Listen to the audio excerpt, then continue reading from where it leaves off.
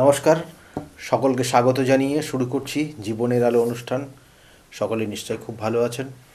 দেখুন, আমি বারবার বলি তিথি নক্ষত্র খুব গুরুত্বপূর্ণ। আমরা সেই জন্য একটা মাঙ্গলিক কোনো অনুষ্ঠান, কোনো বিবাহ, অন্নপ্রাশন, সর্বপ্রথম পঞ্জিকা দেখি যে কোন দিন এটা সবথেকে শুভভাবে হবে। এবং সেই জন্যই আবার বলছি তিথি নক্ষত্র খুব গুরুত্বপূর্ণ। আমাদের যেমন অমাবস্যার তিথি রয়েছে, পূর্ণিমার তিথি রয়েছে।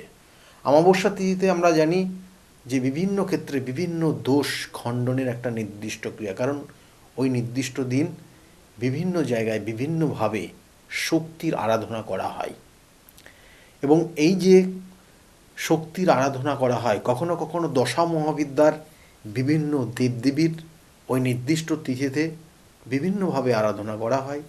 সেই রকমই রটন্তী কালী পূজা, যেটা হচ্ছে মাঘ মাসের চতুর্দশী তিথি এবং অমাবস্যার তিথি, খুব খুব গুরুত্বপূর্ণ তিথি। এবং এই যে তিথি অর্থাৎ এই চতুর্দশী বলা হচ্ছে কি, অর্থাৎ কৃষ্ণপক্ষের চতুর্দশী তিথিতে সেখানে কিন্তু সেই আবির্ভাব তিথি রয়েছে, তারপরে হচ্ছে অমাবস্যা তিথি, বিভিন্ন পুজো পাঠের জায়গা। অর্থাৎ এই যে রটন্তী কালী পূজা, কেন এটার নাম রটন্তী কালী পূজা হলো, সেটা নিয়ে অবশ্যই বিস্তারিত আলোচনা করব। এবং এর সঙ্গে একদম ওতপ্রোতভাবে জড়িয়ে রয়েছে দশ মহাবিদ্যার বিভিন্ন দেবদেবীর অবস্থান। এর সঙ্গে যুক্ত রয়েছে দাপর যুগের বিভিন্ন বিভিন্ন ক্ষেত্রে বিভিন্ন স্মৃতি, সেগুলো নিয়ে আজকের আলোচনা অবশ্যই থাকবে।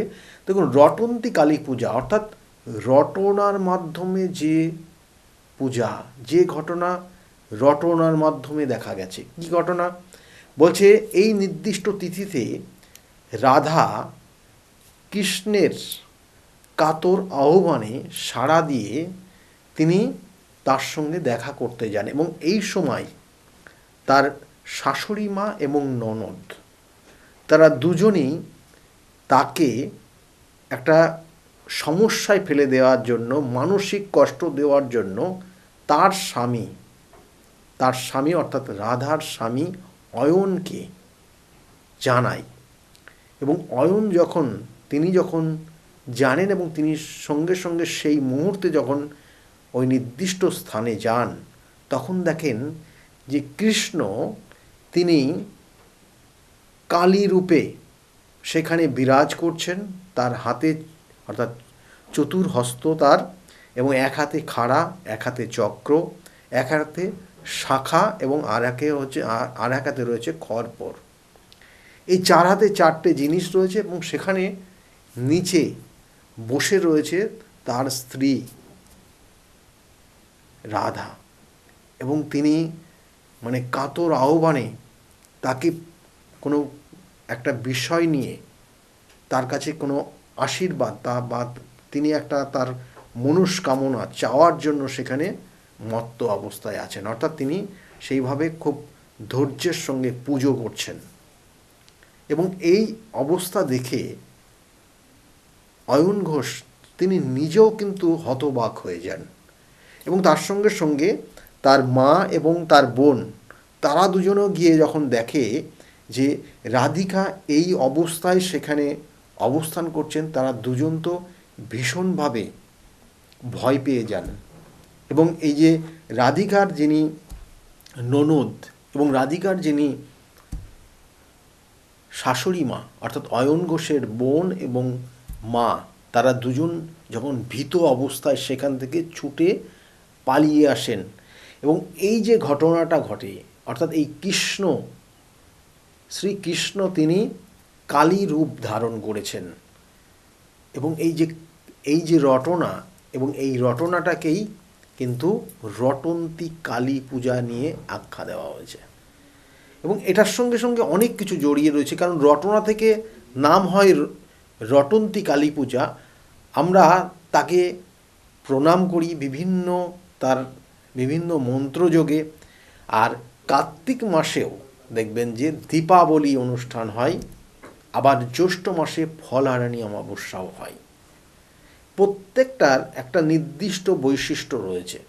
কারণ এই রটন্তী কালী পূজা বিশেষ করে বৈবাহিক জীবনের যে সমস্যা থাকে সেই সমস্যার প্রতিহত করার জন্য, সাংসারিক জীবনের বিভিন্ন কষ্ট, সাংসারিক জীবনের বিভিন্ন ধরনের সমস্যা থাকেই, সে আপনার আর্থিক বলুন, স্বামী স্ত্রীর মধ্যে সুসম্পর্ক বলুন, তার সঙ্গে সঙ্গে দেখা গেলো সন্তানের ক্ষেত্রে সমস্যা বলুন, সংসারে কী সমস্যা নেই, তাহলে সেই সমস্যার কিন্তু প্রতিহত করার জন্য কিন্তু এই নির্দিষ্ট তিথি রয়েছে এই রটন্তী কালী পূজা। এবং এই রটন্তী কালী পূজাতে আবার বলছি যে এই কুটিলা এবং জটিলা অর্থাৎ শাশুড়ি মা এবং ননদ, সেই রাধিকা অর্থাৎ মা রাধিকার শাশুড়ি এবং ননদ অর্থাৎ একজন হচ্ছেন জটিলা, একজন কুটিলা, যখন ভয় পেয়ে সেখান থেকে পলায়ন করেন এবং পরবর্তী টাইমে রাধিকার সঙ্গে সুসম্পর্ক রাখতে বাধ্য হন, এই যে তারা ভয়ের কারণে, এটা একটা কিন্তু মানে বিশেষ করে এই পুজোর বিশেষ তাৎপর্যপূর্ণ জায়গা। এবং সেই জন্য বহু দেখবেন মেয়েরা শ্বশুর বাড়িতে গিয়ে তারা কিন্তু ভীষণভাবে কষ্টে রয়েছে, তার রিলেটিভ, শ্বশুরবাড়ির রিলেটিভরা যদি খুব কষ্টের মধ্যে থাকে, শ্বশুরবাড়ির রিলেটিভরা এমন কিছু পরিস্থিতি তৈরি করছে, কারণ সেই মেয়েটাকে সেখানে বসবাস করতেই দিচ্ছে না, পরিস্থিতি তার অন্যরকম পর্যায়ে নিয়ে যাচ্ছে, তাকে উল্টো পাল্টা দোষারোপ করছে। এমনকি আমরা পেপারে তো বিগত দিনে আমরা দেখতাম যে পেপারে বিভিন্নভাবে যে মেয়েদের ওপর অত্যাচার, অর্থাৎ শ্বশুর বাড়িতে গিয়ে সে বউ বিভিন্নভাবে অত্যাচারিত হতো, তাহলে সেগুলো অনেকটা কমে গেছে, কিন্তু এই জিনিসগুলো কিন্তু এখনও সেইভাবেই রয়ে গেছে। তাই এই যে রটনা অর্থাৎ এই যে কালী রূপ, অর্থাৎ এখানে বলবো শ্রীকৃষ্ণ তিনি কালী রূপ ধারণ করে যে শাশুড়ি মা এবং ননদদের যে শিক্ষা দিতে চেয়েছেন, সেটা কিন্তু এই রটনার মাধ্যমে সেই রটন্তী কালী পূজা হিসাবে কিন্তু আখ্যা দেওয়া হয়। অর্থাৎ এখানে শ্রীকৃষ্ণ তিনি নিজেই কালী রূপ ধারণ করেছেন। এবং এর সঙ্গে সঙ্গে ওতপ্রোত জড়িত রয়েছে, যেমন বললাম, দশ মহাবিদ্যা। কারণ আমরা আমাদের বিভিন্ন পুজোতে বিভিন্ন সময় বিভিন্ন অমাবস্যা তিথিতে বিভিন্নভাবে পুজো করে থাকি, এবং এই যে মায়ের এই মহিমা একদিকে যেমন প্রচারিত হতে শুরু করলো দিনের পর দিন, এবং কার্তিক মাসের দীপাবলিতে যেমন দেখবেন যে আমরা শ্যামা পূজা করি বা দক্ষিণা কালী পুজো করি, এটা বিভিন্ন জায়গায় হয়, বিভিন্নভাবে হয়। অ্যাকচুয়ালি কামনা বাসনা পরিপূর্ণ করার জন্য আমরা কিন্তু এই কালী পুজো করে থাকি। দশমহাবিদ্যার প্রথম মহাদেবী হচ্ছেন এই মা কালী। এই দশমহাবিদ্যা কী করে আসলো? দেখুন, এই দশমহাবিদ্যা অ্যাকচুয়ালি সতীমার অর্থাৎ মা সতীর সঙ্গে যখন মহাদেবের বিবাহ হয়, অর্থাৎ শিবের বিবাহ হয়, এবং মাতা সতীর তার নিজ গৃহ অর্থাৎ তার যে পিতৃগৃহ, সেই পিতৃগৃহে যখন যজ্ঞের আয়োজন করে, এবং তার পিতা ছিলেন দক্ষরাজ, তিনি যখন যে যজ্ঞের আয়োজন করেছিলেন, সেই যজ্ঞে কিন্তু সমস্ত দেবদেবতাদের আহ্বান করা হয়েছিল, নিমন্ত্রণ করা হয়েছিল, কিন্তু মহাদেবের সঙ্গে দক্ষরাজের কিন্তু মতের অমিল ছিল, এবং সেই কারণে তিনি কিন্তু অর্থাৎ এই শিবকে অর্থাৎ শিব এবং পার্বতী থেকে কিন্তু তিনি নিমন্ত্রণ করেননি। এবং এইভাবে চলতে চলতে যখন একটা নির্দিষ্ট দিন, যে নির্দিষ্ট দিনটা চলে আসলো সেই যজ্ঞের, সেই নির্দিষ্ট দিন যখন মা সতী তিনি যখন জানলেন যার পিতৃগৃহে এত বড় একটা অনুষ্ঠান, মাঙ্গলিক অনুষ্ঠান হবে, যে অনুষ্ঠানে তাদের স্বামী স্ত্রী তাদের দুজনের নিমন্ত্রণ নেই, তখন তিনি কিন্তু খুব ক্ষুণ্ণ হলেন, মানসিক কষ্ট পেলেন, কিন্তু ধীরে ধীরে তার মধ্যে একটা জেদ তৈরি হতে লাগলো, এবং সেই জেদ তাকে এমন পর্যায়ে নিয়ে গেল, সে শেষ পর্যন্ত বলতে বাধ্য হলো তার স্বামীকে, শিবকে, যে পিতৃগৃহে কন্যাকে বা মেয়েকে যাওয়ার জন্য কোনো আমন্ত্রণ বা নিমন্ত্রণ লাগে না, কিন্তু দেবাদিদেব মহাদেব তিনি কিন্তু জানেন তার পরিণতি কী হতে পারে, এবং এই পরিণতির জন্যই কিন্তু তিনি তাকে বাধা দিয়েছিলেন তার পিতৃগৃহে যাওয়ার, এবং সেই বাধাকে অতিক্রম করার জন্য তিনি ভয়ঙ্করভাবে, অর্থাৎ সেই বাধাকে কিভাবে কাটানো যায় তাকে যেতেই হবে, তার জেদ, এবং সেই জেদের বশবর্তী হয়ে তার নিজের মধ্যে একটা কিন্তু শক্তি তৈরি করলো, যে শক্তি দশ মহাবিদ্যা, এবং এই দশ মহাবিদ্যার 10 দেবীর কিন্তু আবির্ভাব হলো, এবং স্বয়ং শিবকে কিন্তু চারিদিক দিয়ে 10 দিক দিয়ে তাকে ঘিরে ফেলল, কারণ তাকে পারমিশন, তাকে অনুমতি দিতেই হবে তার পিতৃগৃহে যাওয়ার জন্য। তিনি এইটাই কিন্তু জেদ ধরে থাকলেন সতী, এবং তিনি একসময় তার অনুমতি পেয়েও গেলেন, কিন্তু পরিণতি যা হলো আপনারা জানেন।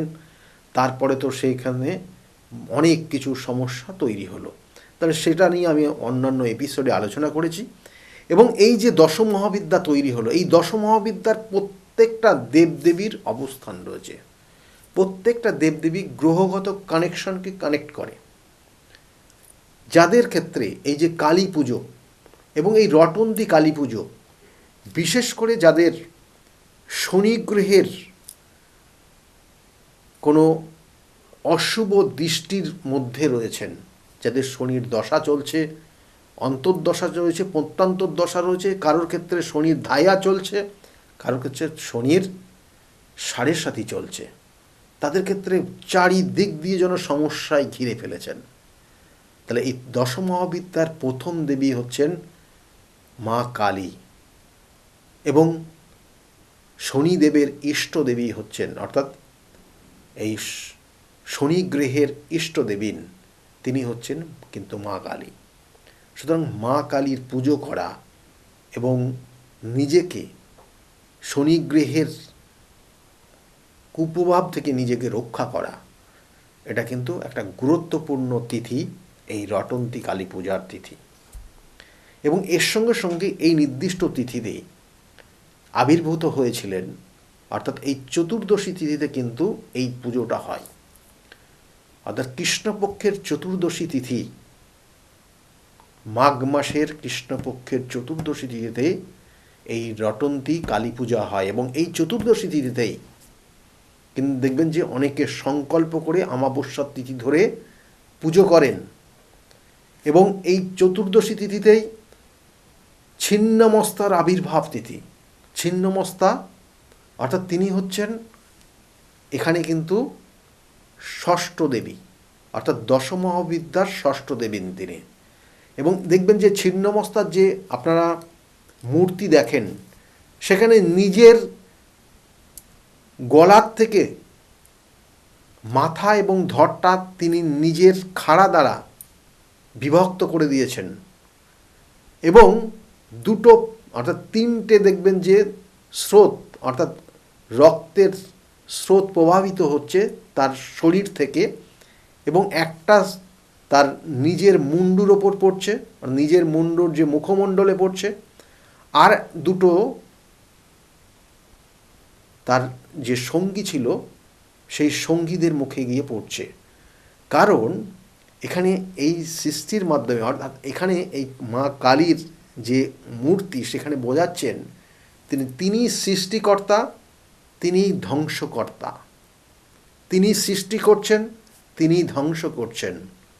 অর্থাৎ একজন হয়তো আকুলভাবে প্রার্থনা করছেন যে তার ক্ষুধা পেয়ে গেছে, তার ক্ষুধা নিবারণের জন্য তিনি যেমন নিজেকে ধ্বংস করলেন, অর্থাৎ সেই ধ্বংস করলেন, আবার সেখানে কিন্তু তার নিজের ক্ষুধা নিবারণের জন্য তিনি কিন্তু আবার সেখানে সৃষ্টি করছেন। আবার তিনি যেখানে দণ্ডায়মান হয়ে আছেন, সেখানেও কিন্তু দেখবেন কামদেব এবং রতি দেবী তারা সঙ্গমরত অবস্থায় আছেন, যেখানে সৃষ্টি হচ্ছে সেই সৃষ্টির ওপর তিনি বিরাজ করছেন। তাহলে এটার যে বিষয় রয়েছে সেখানে কিন্তু এই মা কালী তিনি একদিকে যেমন ধ্বংস করতে পারেন, একদিকে সৃষ্টিও করতে পারেন।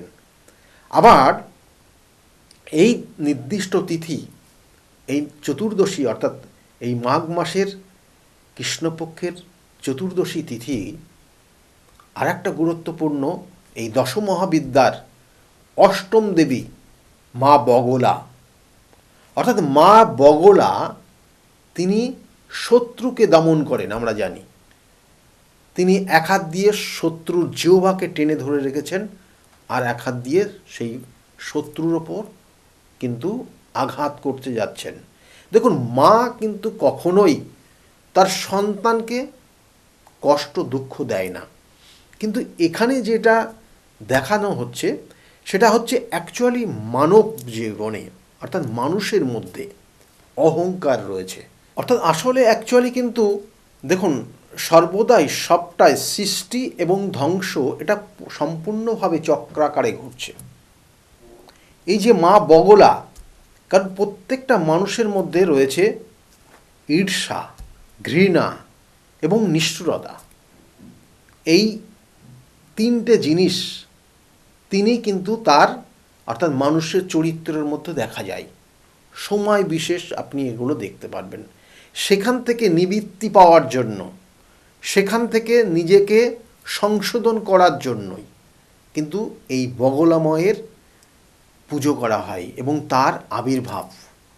কারণ আপনার জীবনে বহু শত্রু তৈরি হয়ে গেছে, কারণ তার মধ্যে ঈর্ষার কারণে, তার মধ্যে হিংসা তৈরি হয়েছে। আপনাকে দেখে তিনি হিংসা করেন এবং ধীরে ধীরে সেই শত্রু তৈরি হয়ে গেছে। আপনি তার বড় শত্রু বা আপনার শত্রু সে, এরকম একটা জায়গা তৈরি হচ্ছে। আপনি ভালো খাচ্ছেন, ভালো পড়ছেন, বড় ইনকাম করছেন, ভালো জায়গায় থাকছেন, ভালো মানুষের সঙ্গে মিশছেন, তার মধ্যে একটা ইগো কাজ করছে। সে হয়তো চেষ্টা করেও সেটা পাচ্ছে না। দেখবেন মানুষের মধ্যে অনেক সময় এই জিনিসগুলো তৈরি হয় এবং দেখবেন যে ও পারে না, আমি পারি বেশি, এই প্রবণতাগুলো কাজ করে যে ওরা ভালো না, আমি ভালো। তার মধ্যে কিন্তু অলরেডি সেই হিংসার জায়গা তৈরি হয়েছে। তার মধ্যে সে চেষ্টা করছে কিন্তু সে ওই ব্যক্তির মতো পেরে উঠছে না। সেই জন্য ওই ব্যক্তিকে কিভাবে সে খারাপ সেটা প্রমাণ করার জন্য আপনার সামনে বারংবার সেই ব্যক্তিকে ডেকে নিয়ে আসবে, টেনে নিয়ে আসবে। তাহলে এই জিনিসগুলো কিন্তু হয় এটা ঈর্ষার কারণে অর্থাৎ হিংসার কারণে। সে কিন্তু আপনার জীবনের বড় শত্রু। আর কি? ঘৃণা, নিষ্ঠুরতা। দেখবেন যে অর্থ বেশি হয়ে গেলে মানুষের মধ্যে নিষ্ঠুরতা চলে আসে, মানুষকে মানুষ বলে ঠিকমতো মানতে চায় না, এমন কিছু খারাপ ব্যবহার করে ফেসে। তাহলে এইগুলোকে দমন করার জন্যই কিন্তু মা বগলার আবির্ভাব তিথি হয়েছে এবং এই নির্দিষ্ট তিথিতেই মা বগলার আবির্ভাব। অর্থাৎ আপনার জীবনের বিভিন্ন ক্ষেত্রে শত্রুতা কিসের ক্ষেত্রে হয় না, শুধু হিংসা বা ঈর্ষা না, এর সঙ্গে সঙ্গে দেখা গেলো যে আপনার যা আছে, যে ব্যক্তি আপনাকে শত্রুতা করছে তার কিছু নেই, সে কিন্তু আপনার ওই ঈর্ষার কারণে, আপনার ওই সম্পত্তি দেখে তার মধ্যে সেই ঈর্ষা হওয়ার জন্যই আজকে সে শত্রুতে পরিণত হয়ে গেছে। দেখবেন যে কোনো কোনো কথায় কথায় আপনাকে শত্রুতা করছে, আপনাকে বিভিন্ন ক্ষেত্রে প্রতারিত করছে। তাহলে সেক্ষেত্রে সেই সব জায়গাগুলোর প্রতিকার প্রতিবিধান এই নির্দিষ্ট তিথিতে করা সম্ভব। আপনার শত্রুকে দমন করা এই চতুর্দশী তিথি, কৃষ্ণপক্ষের মাঘ মাসের কৃষ্ণপক্ষের চতুর্দশী তিথি এবং অমাবস্যার তিথি খুব গুরুত্বপূর্ণ তিথি, এবং সেই নির্দিষ্ট তিথিতে সঠিক ক্রিয়ার মাধ্যমে আপনার শত্রুকে দমন করা সম্ভব হবে। এবং এর সঙ্গে সঙ্গে দেখবেন যে এই নির্দিষ্ট তিথির এই রটন্তী কালী পূজা আমরা বিভিন্ন ক্ষেত্রে বিভিন্ন সময় বিভিন্নভাবে দেখেছি। দেখুন, এখানে ত্রেতা যুগে যখন লঙ্কার অশোক বনে রাবণ সীতাকে ধরে রেখেছিলেন, সেই সময় অর্থাৎ বলা হয় যে মহিরাবণ তিনি রামচন্দ্র এবং লক্ষ্মণকে সেখানে নিয়ে গেছিলেন তার সেই নির্দিষ্ট মন্দিরে, এবং তাকে বলে দেওয়া হয়েছিল ষষ্ঠাঙ্গে প্রণাম করতে মা কালীর সামনে। তার উদ্দেশ্য ছিল মা কালীর সামনে তারা দুজন যখন ষষ্ঠাঙ্গে প্রণাম করবে তখন তাদের মুণ্ডুচ্ছেদ করা হবে। কিন্তু এই বিষয়টা সীতা মা তিনি কিন্তু জেনে গেছিলেন এবং খুব কৌশলে তিনি কিন্তু সেই বানরদের মাধ্যমে সেই খবর তার কাছে পাঠিয়েছিলেন, এবং পরবর্তীতে তাদেরকে বলে দেওয়া হয়েছিল, শিখিয়ে দেওয়া হয়েছিল যে ষষ্ঠাঙ্গে প্রণাম তারা জানেন না কেমন করে করতে হয়, তাই তাকেই দেখিয়ে দেওয়ার জন্য অনুমতি চেয়েছিল। অর্থাৎ সেই মহিরাবণকে বলে দেওয়া হয়েছিল যে আপনি আমাকে দেখিয়ে দিন, এবং যখন তিনি দেখাতে গেছিলেন তখন স্বয়ং মা সীতাই কিন্তু মা কালী রূপ ধারণ করে তাকে কিন্তু তার শিরচ্ছেদ করেছিলেন। এবং এটাও কিন্তু একটা রটনা, যেটা রটন্তী কালী পূজার নির্দিষ্ট তিথি রয়েছে। তাই প্রত্যেকটা ঘটনায় কিন্তু আমাদের জীবনের বিভিন্নভাবে বিভিন্ন তিথি নক্ষত্র তার গুরুত্বপূর্ণ ভূমিকা নেয়। তাই আপনার জীবনে যে সমস্যাগুলো রয়েছে সেই সমস্যার সঠিক প্রতিকার প্রতিবিধান, একটা জাতক জাতিকার যে গুপ্ত শত্রু রয়েছে সেই গুপ্ত শত্রুকে কি করে তাকে সেখান থেকে বার করবেন, সেই শত্রুকে কিভাবে আপনি দমন করবেন, সেই দমন করার সেই নির্দিষ্ট তিথিও কিন্তু এই নির্দিষ্ট তিথিদের মধ্যে রয়েছে, যেহেতু চতুর্দশী তিথি। কারণ এখানে কিন্তু মাতা ধূমাবতীর কিন্তু আবির্ভাব তিথি রয়েছে। অর্থাৎ এই মাঘ মাসের কৃষ্ণপক্ষের চতুর্দশী তিথি এবং অমাবস্যার তিথি সর্বক্ষেত্রে যদি আপনি বিচার করেন তাহলে দেখবেন যে দশ মহাবিদ্যার একটা গুরুত্বপূর্ণ তিথিকাল রয়েছে, যেটা অনেক সাধকদের জন্য একটা ইম্পর্টেন্ট, এবং এটা এতটাই গুরুত্ব বহন করে যেটা আপনার ক্ষেত্রে বিভিন্ন ধরনের সমস্যা জীবনে রয়েছে, সেটা সাংসারিক হোক, সেটা আপনার কর্মক্ষেত্রে হোক, সেটা আপনার সম্পত্তিগত জায়গার থেকে হোক, আপনি কোনো আইনি সমস্যার মধ্যে হোক, বা কোনো ক্ষেত্রে আপনার জীবনের যে সফলতা বা আপনার জীবনে দেখা গেল যে এমন কিছু জায়গা রয়েছে যেটা পরিপূর্ণতা পাচ্ছে না। আপনি হয়তো আপনার ক্ষেত্রে সব রয়েছে, কিন্তু আপনার অর্থাৎ পরবর্তী জেনারেশনের জায়গায় সমস্যা রয়েছে, তাহলে সেটারও কিন্তু একটা গুরুত্বপূর্ণ এই অমাবস্যা তিথি রয়েছে, যে অমাবস্যা তিথিতে সঠিক ক্রিয়ার মাধ্যমে সঠিক ক্যালকুলেশন করে আপনার সঠিক তার প্রতিকার প্রতিবিধান দেওয়ার মতো একটা উপযুক্ত সময় আসছে, যেটা আগামী 17 এবং 18 তারিখ, অর্থাৎ 17ই জানুয়ারি কৃষ্ণপক্ষের চতুর্দশী তিথি, অর্থাৎ মাঘ মাসের কৃষ্ণপক্ষের চতুর্দশী তিথি, এবং তারপরের দিন অমাবস্যা তিথি, এবং এটা বিভিন্ন ক্ষেত্রে বিভিন্নভাবে এখানে পুজো হবে, এবং তার সঙ্গে সঙ্গে বিভিন্ন ক্রিয়াও কিন্তু রয়েছে। সেই জন্য এই নির্দিষ্ট তিথিটাকে আপনারা কাজে লাগান। আপনাদের ক্ষেত্রে যে সমস্যাগুলো রয়েছে সেই সমস্যাকে আগে বিচার করে তারপরে সেই সমস্যার সমাধান করার চেষ্টা করুন। যাই হোক, আমি বারবার বলে থাকি আমার চেম্বারগুলো আপনারা জানেন কোথায় কোথায়, নিচের স্কলের দিকে লক্ষ্য রাখুন, আর যে বুকিং নাম্বারটা যাচ্ছে বুকিং নাম্বারটা নোট ডাউন করে রাখুন। আর তার সঙ্গে সঙ্গে বলি যে প্রতিকার প্রতিবিধান এবং সঠিক গাইডলাইন জীবনকে পরিবর্তন করতে পারে। কারণ আপনারা জানেন বিগত দিনে বহু মানুষ তাদের প্রতিকার প্রতিবিধান নিয়ে আজকের জায়গায় তারা ভালো রয়েছে। তাদের মুখ থেকে শুনুন তারা কতটা ভালো রয়েছে আজকের জায়গায় দাঁড়িয়ে। সকলে খুব ভালো থাকুন, আগামী দিনগুলো প্রত্যেকের খুব শুভ হোক, এই শুভকামনা রইল। নমস্কার। ডক্টর গৌতম শাস্ত্রী আর 5 জন অ্যাস্ট্রোলজারের থেকে কেন তিনি আলাদা? স্বাভাবিকভাবে আপনাদের মনে এই প্রশ্ন আসতেই পারে। দূর দূরান্ত থেকে নানান সমস্যায় জর্জরিত মানুষ ছুটে আসে তার কাছে। গ্রহদোষ হোক কিংবা কাল সর্পদোষ, অথবা ধরুন মাঙ্গলিক দোষ কিংবা অন্য যে কোনো সমস্যা, তারা জানেন সব সমস্যার স্থায়ী সমাধানে এক এবং অদ্বিতীয় ডক্টর গৌতম শাস্ত্রী। চলুন আজ আপনাদের সাথে পরিচয় করিয়ে দিই এমন কিছু মানুষের এবং শুনে নিই তাদের কথা। আমার বাবা 2021 সালে প্রথমবার স্যারের কাছে আসেন, আর মানে বাবার ব্যাপারে যে প্রেডিকশনগুলো করা হয়, মানে প্রত্যেকটা প্রেডিকশন প্রচণ্ড অ্যাকিউরেট ছিল। তারপরে তো বাবার বিভিন্ন কাজে মানে স্যার হেল্প করেছেন, যেগুলোতে রেমিডি দিয়ে প্রত্যেকটা কাজই তারপর মানে খুব আমরা ফলও পেয়েছিলাম। তারপর মা আমায় নিয়ে আসে। আমার ব্যাপারেও স্যার যে প্রত্যেকটা প্রেডিকশন করে প্রত্যেকটাই এতটাই অ্যাকিউরেট ছিল, মানে অনেকটা অবাক করার মতোই অ্যাকিউরেট ছিল। আর মানে মনে হয়েছিল আরও আগে আসলেই ভালো হতো, আরও অনেক কিছু বেটার হতে পারতো। কিন্তু তারপরে যখন রেমিডি নেওয়ার পরে আর প্রচণ্ড অনেক রকম ফল পেয়েছি আমি, আমার মা, আমার বাড়িরও সবাই এসেছে, মানে সবাই অনেক ভালো ফল পেয়েছি।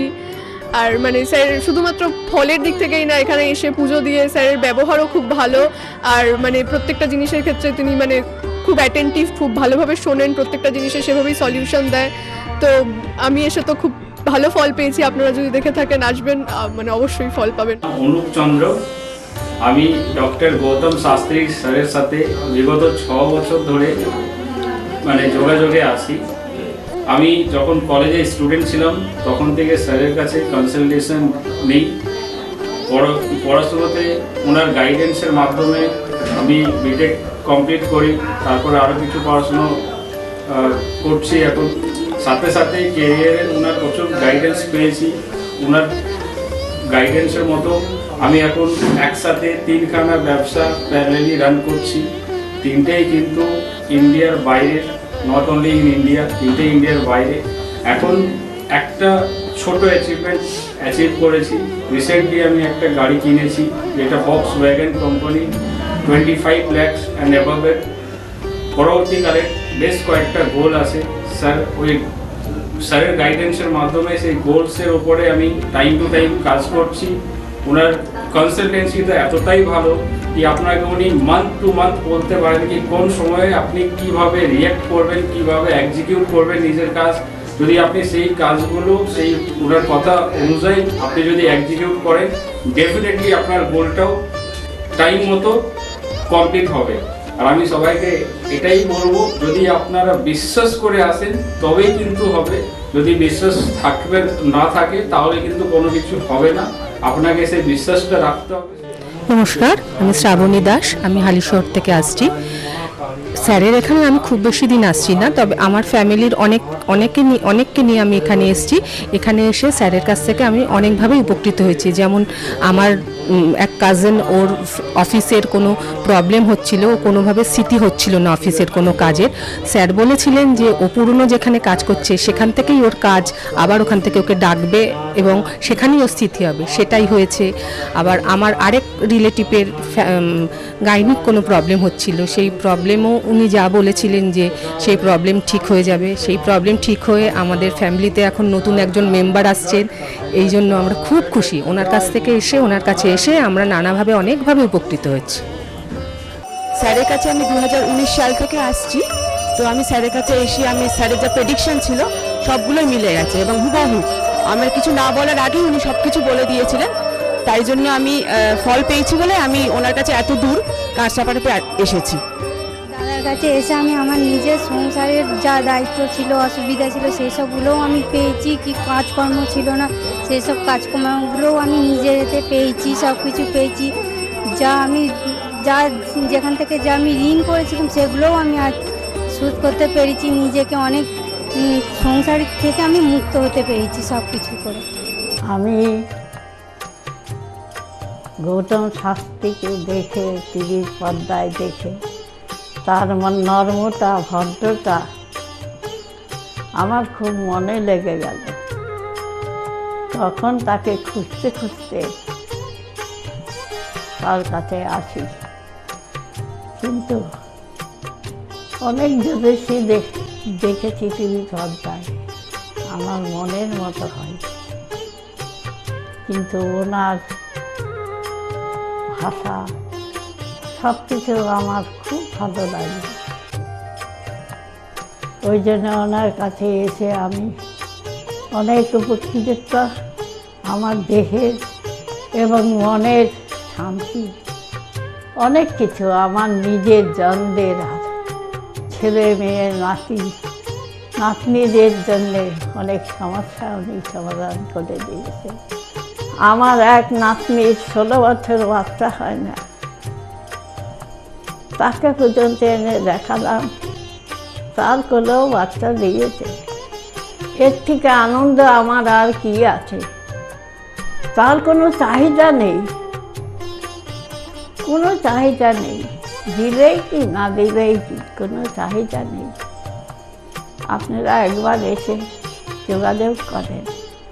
কামাখ্যা মা, তারা মা, গৌতম শাস্ত্রী তাদেরই একজন ভক্ত। তাদের সাধনার ফলে আজকে আমাদের প্রত্যেকের কাছে পৌঁছিয়ে দিচ্ছে সেই শান্তির সাহারা। যে যেখানে আছেন, আপনারা যারা আসেননি তারাও এসে তার সঙ্গে দেখা করুন, যোগাযোগ করুন।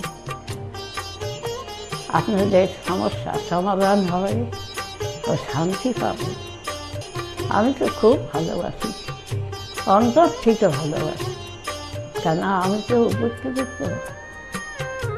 ভারতবর্ষ ওই তার নামে যেন ছড়িয়ে পড়ে আমার এই প্রার্থনা। আপনার নাম কি? আমার নাম পলি দাস। আপনি কবে থেকে আসছেন? আমি 4 বছর হয়ে গেল এখানে আসছি।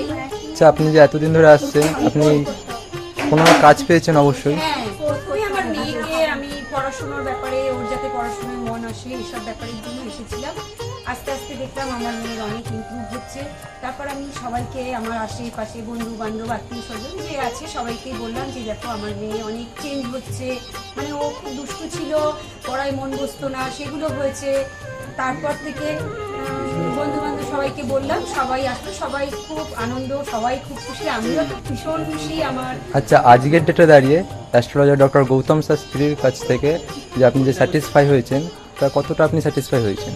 হ্যাঁ, আমি তো মানে সত্যিকারেরই মন থেকে বলছি, মানে পুরোটাই আমি আমার মানে যতটা আমি চেয়েছিলাম, বেশি তো মানে কম বললে ভুল হবে, বেশি হয়েছে, বরং আমার আনন্দের জায়গাটা এতটাই বেশি হয়ে গেছে। তার মানে আপনি পুরোপুরি স্যাটিসফাই, তাই তো? আমার নাম রাকেশ মণ্ডল, গ্রাম ডবলকোটা। এই দাদার কাছে এসেছিলাম, অনেক প্রবলেম ছিল, সেই প্রবলেম কিছুটা সলভ হচ্ছে এবং হবে। এই অমাবস্যার দিন এই যজ্ঞ হচ্ছে, অনেক দূর দূর থেকে মানুষজন আসছে, কাজ হচ্ছে বলে সবাই তো আসছে, আমিও এসছি, আবারও আসবো। নমস্কার, আমি জয়িতা গুহ। আমি গত এপ্রিল মাস থেকে খুব সমস্যায় পড়েছিলাম। আমার কাজের দিক থেকে সমস্যা ছিল, বসের সাথে এবং পারিপার্শ্বিক আমার যে কলিগরা ছিল তাদের সাথে খুবই সমস্যা জড়িত হয়েছিলাম। তো তারপরে সেই কাজটা আমি আর অবশেষে টিকিয়ে রাখতে পারিনি, সেটা আমাকে বাধ্য হয়েছিলাম আমি সেটা ছেড়ে দিতে। তারপরে একটা খুব আর্থিক দিক থেকে খুব ভেঙে পড়েছিলাম। তো সেই সমস্যায় জর্জরিত হয়ে বুঝতে পারছিলাম না কি করব। তো হঠাৎ একদিন টিভিতে প্রোগ্রাম দেখি ডক্টর গৌতম শাস্ত্রী, ওনার কথাবার্তা, ওনার যে উপাচারগুলো রয়েছে, যেগুলো উনি বলেন প্রতিকার, সেগুলো শুনে আমার খুব ভালো লেগেছিল। তো ওনার সাথে এসে দেখা করি, আমার সমস্ত কথাবার্তা ওনার সাথে শেয়ার করি, প্রবলেমগুলো। তারপর উনি আমাকে দেখে আমাকে কিছু বলেন আমার ব্যাপারে, তো সেগুলো একদম হুবহু মিলে যায়। তো তারপরে উনি আমাকে রেমেডি সাজেস্ট করেন, তো আমি সেই রেমেডিটা নিই, আমি ধারণ করেছি। তো ধারণ করার পর আমি আস্তে আস্তে নিজের মধ্যে একটা চেঞ্জ দেখতে থাকি। তো এবং আমি গত আগস্টের 27 তারিখে একটা জব পেয়েছি, যেটা আমার মনের মতো। এখানে আমার ডেজিগনেশন, আমার স্যালারি, আমার মনের মতো লোকেশন আমি এখানে পেয়েছি, মানে এটাতে আমি বিশেষভাবে আপ্লুত।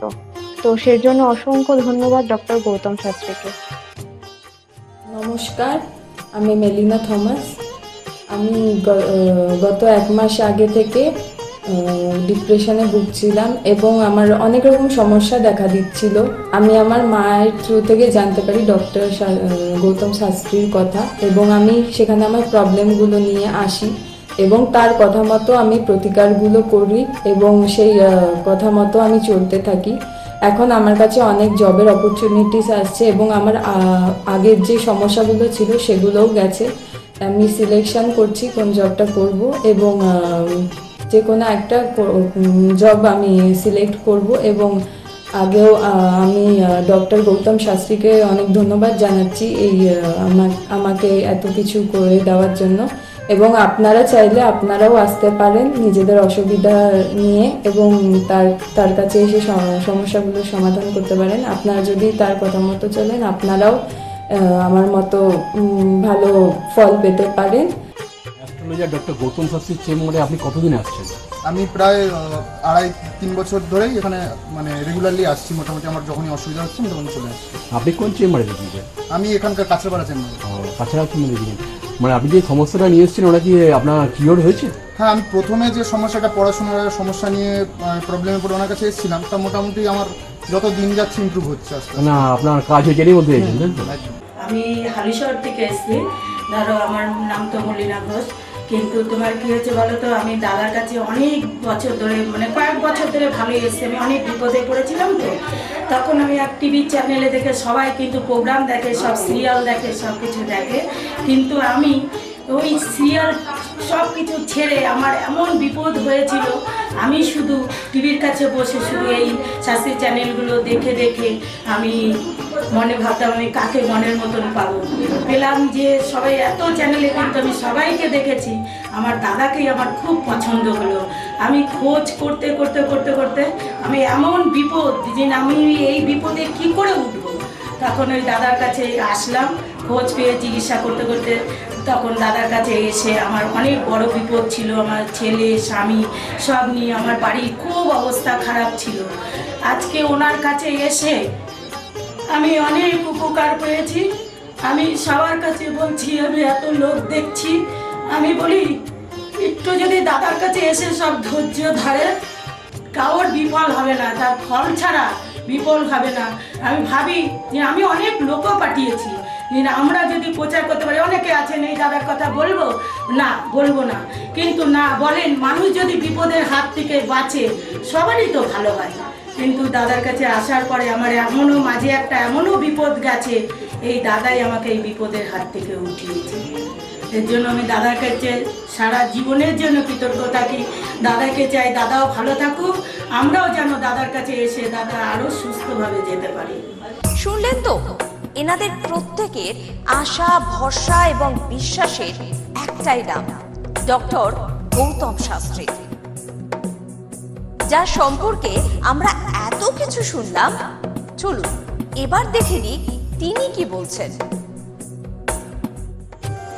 আজকের যে ফিডব্যাক আপনারা পাচ্ছেন, এগুলো কিন্তু আমার সবটাই আমার গুরুদেবের আশীর্বাদ। কারণ গুরুদেব আমাদেরকে একটাই জিনিসই বলেছিলেন যে যেভাবেই হোক মানুষকে উপকার করলে তোমার কিন্তু আগামী দিনে দেখবে তোমার মানুষ কিন্তু তোমার পাশে এসে দাঁড়াবে। এবং সেইভাবেই আমি কিন্তু যেভাবে সকলের উপকার বা আমি যতটা কাজ করছি সকলে উপকৃত হচ্ছে, এবং এর জন্য আমিও কিন্তু খুব আনন্দ পাই যখন তারা বলে যে না দাদা, আমি আপনার এই কারণে এই জন্য এসেছিলাম, এই কাজটা আমি পেয়ে গেছি। সুতরাং আমিও চাই যে এইভাবে মানুষের পাশে থেকে মানুষকে সহযোগিতা করে মানুষকে আরও ভালো জায়গায় পৌঁছে দেওয়া। যাদের খুব দুঃখের মধ্যে, কষ্টের মধ্যে আছে, তাদেরকে কিছুটা গাইড করে তারা যদি আরও ভালো জায়গায় যেতে পারি এবং ভালো জায়গায় তাদেরকে যদি নিয়ে যেতে পারি, এটাই হচ্ছে আমার মেন উদ্দেশ্য। অর্থাৎ তারা যদি আরও ভালো জায়গায় যেতে পারে, সেখান থেকে যে আনন্দ উপভোগ করতে পারবো আমি, সেটা কিন্তু চিরস্থায়ী থেকে যাবে। তাহলে আর দেরি কেন, চটপট ফোন করুন 9836410969 অথবা 8335805241 এই নাম্বারে। শুধুমাত্র একটি ফোন, যা পাল্টে দিতে পারে আপনার গোটা জীবন। জ্যোতিষবিদ, বাস্তুবিদ, হস্তরেখা বিশারদ ও spiritual guide doctor Gautam Shastri, এক এবং অদ্বিতীয়।